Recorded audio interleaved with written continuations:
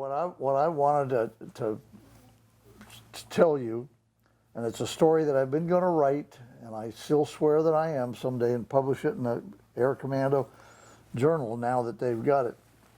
This is back in 1969, right after we moved down here from England Air Force Base with the A26s, the 609th.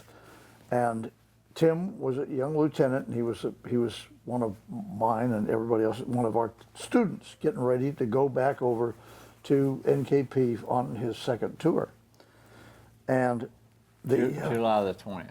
Pardon? July the 20th, 1960. Well, that's part of the story.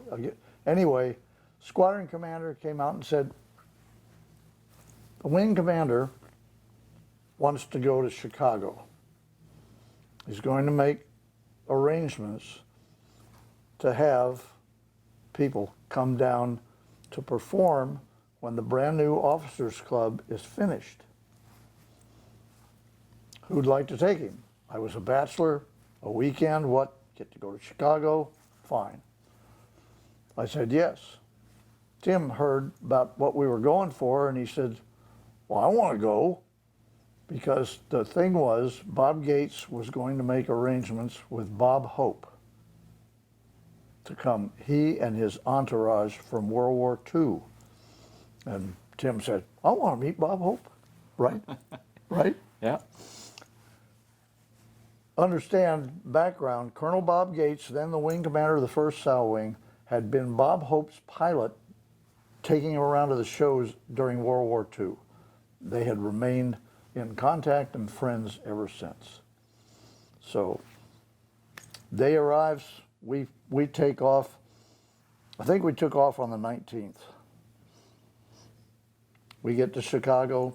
It's really kind of funny. Do you remember when we landed? The weather's kind of bad, but we landed on like the south runway, and the Air National Guard or Reserve outfit was way on the north side. And here we are taxiing. We got at that time they were 727s and DC-8s maybe, and these guys are in the cockpit. Hey, and what kind of airplane is that? And here, you haven't told us what you're flying and who's sitting where.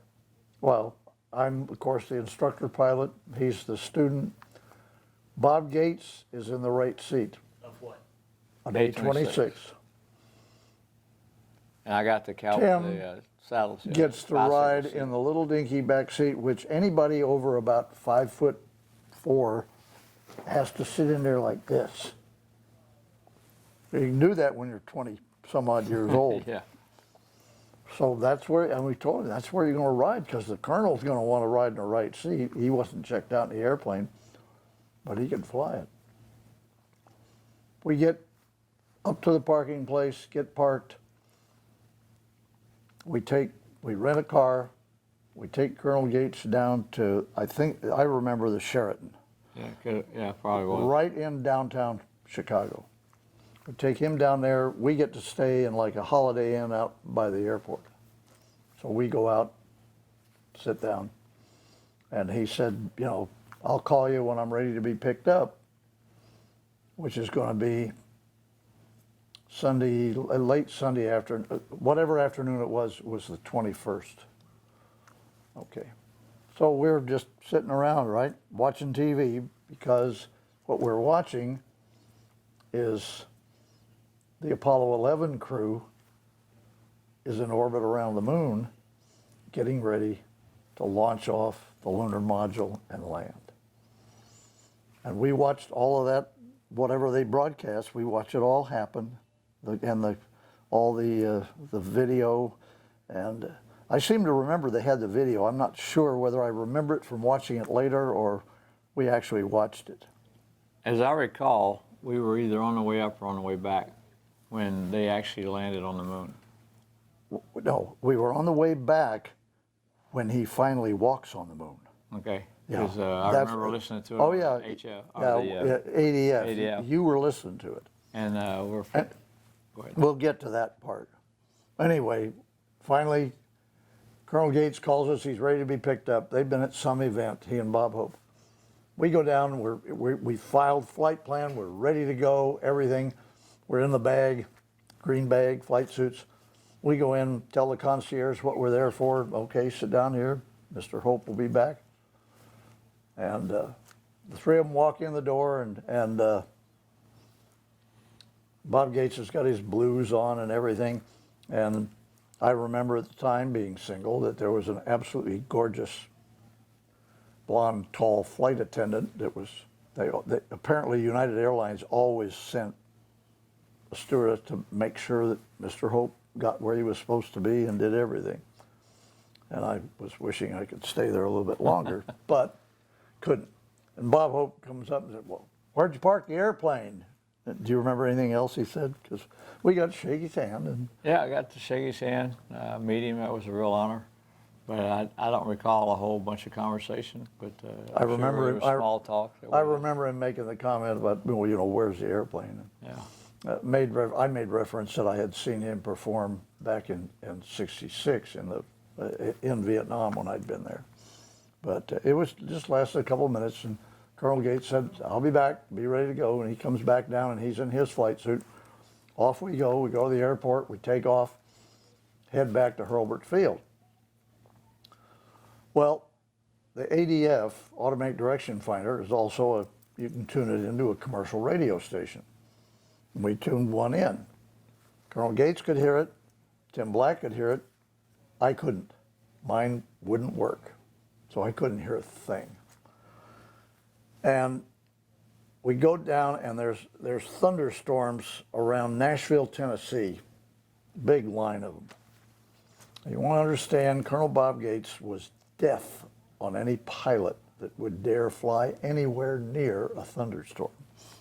Remember that? And Tim's back there with the maps and the flashlight and saying, hey, we can go back over here to the, we asked, you know, control for where to center, where to get us radar-wise, get us around these thunderstorms. Well, we get partially around them, but we start getting kicked around pretty good. And I remember we're in a turn, and I think it was over Nashville, because in the midst of everything, the clouds were kind of open. It was raining like mad. And I'm in a turn to the right, and down below you could see some runways. It was a big airport. Whether it was a commercial airport there or not, I don't know. And Gates says, Captain, you land that airplane right now. I go, Colonel, I've got enough gas that I can go all the way to the East Coast and around these thunderstorms. And he didn't say any more after that. We went all the way around. But while we're in this mess, they're broadcasting Neil Armstrong and everything else talking, and he's out on the steps and stepping down the ladder. And Gates, I'm trying to find the airplane, and Gates is grabbing my shoulder, yanking on it. No, he's on the steps, he's on the steps. Okay, fine. And Tim's trying to talk to me to tell me what to file with traffic control and everything else. And of course, I can't hear a thing. Finally, Neil Armstrong steps onto the moon, makes his famous statement. Gates goes berserk. This guy, and he was a big guy. He was about 6'2", weighed probably 230 at that time. He was pretty good sized man. And he's grabbing my shoulder. I'm trying to fly the airplane, and he's bouncing up and down. His head was banging off the cockpit top. He's on the moon. He's on the moon. He's on the moon. And I bet you were probably just back there laughing your butt off. Well, I just thought it was really neat because I remember looking up and seeing the moon and between the clouds. And I'm thinking, you know, everybody's listening to this. It's listening to it on radio or TV, watching it, and so forth. And here we are at about 8,000 feet closer to where it's actually happening than anybody below us. And just the fact that, you know, listening to it happen and seeing, and of course we couldn't see it from where we were, but I'm just sitting there thinking, wow, you know, this is really cool. That guy's walking on the moon that I'm looking at right now, and we're 8,000 feet closer to it than most people on the Earth.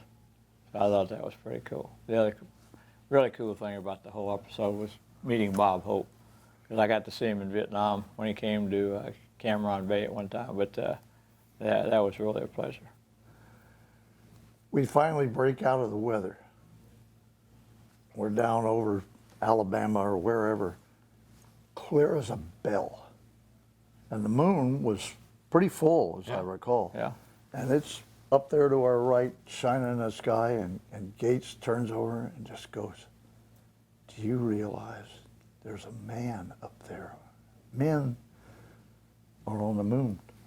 I don't know about Tim, but there wasn't a dry eye in that cockpit. I guarantee you. It was quite a choked up moment. And we, of course, landed. And when the club was finished, a couple months later, Bob Hope came in. The Air Force supplied the Airmen of Note, Air Force Band. The